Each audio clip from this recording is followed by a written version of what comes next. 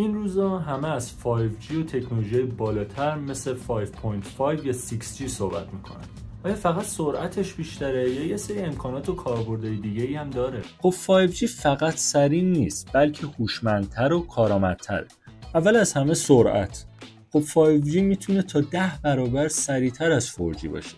یعنی دانلود یه فیلم HD فقط توی چند ثانیه. دومیش تأخیر بسیار کمتر اونه.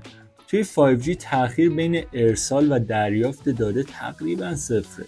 این برای بازی‌های آنلاین، ماشین‌های خودران و جراحی از راه دور خب خیلی حیاتیه. سومیش ظرفیت بالاتر 5G. 5G همزمان میتونه به تعداد خیلی بیشتری دستگاه متصل بشه بدون افت سرعت. برای شهرهای هوشمند و اینترنت اشیا خب خیلی عالیه.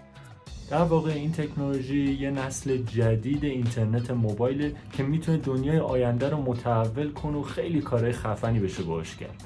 شما از 5G چه استفاده میکنید؟ نظرتون چیه؟